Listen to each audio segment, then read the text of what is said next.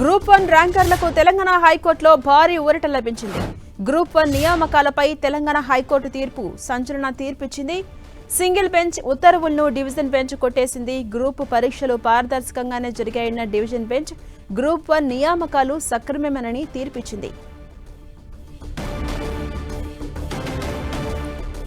ఇదే అంశంపై మరింత సమాచారం మా ప్రతినిధి కిరణ్ అందిస్తారు. కిరణ్, గ్రూప్ 1 ర్యాంకర్లకు తెలంగాణ హైకోర్టులో భారీ ఊరట లభించింది. నియామకాలకు సంబంధించి అప్డేట్స్ ఏంటి?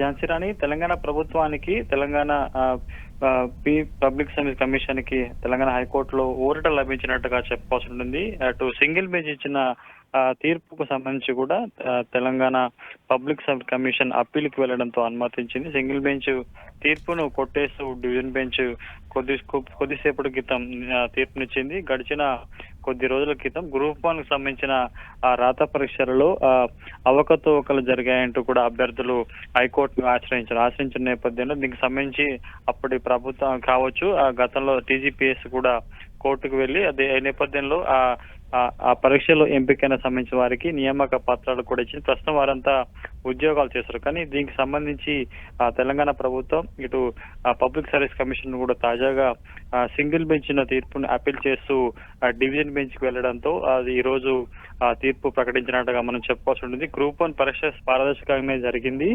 ఎక్కడ పరీక్షలో అవకతవకలు జరిగినట్టు ఆధారాలు లేవంటూ కూడా చెప్తూ తీర్పును వెల్లడిస్తూ సింగిల్ బెంచ్ ఇచ్చిన తీర్పును కొట్టేసినట్టుగా మనం చెప్పుకోవచ్చు. ప్రస్తుతానికి అయితే ఎంపికై నియామక పత్రాలు తీసుకొని ఉద్యోగాలు చేసిన ఉద్యోగులందరూ కూడా ఊరట లభించినట్టుగా మనం చెప్పుకోవాలి.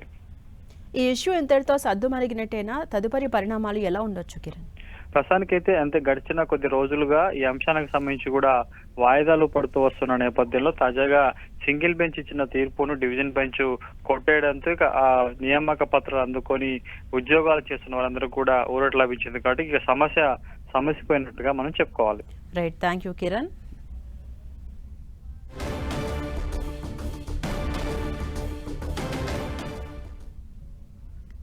రైట్, మనం చూస్తున్నాం గ్రూప్ 1 నియామకాలపై తెలంగాణ హైకోర్టు తుది తీర్పుని ఇచ్చింది.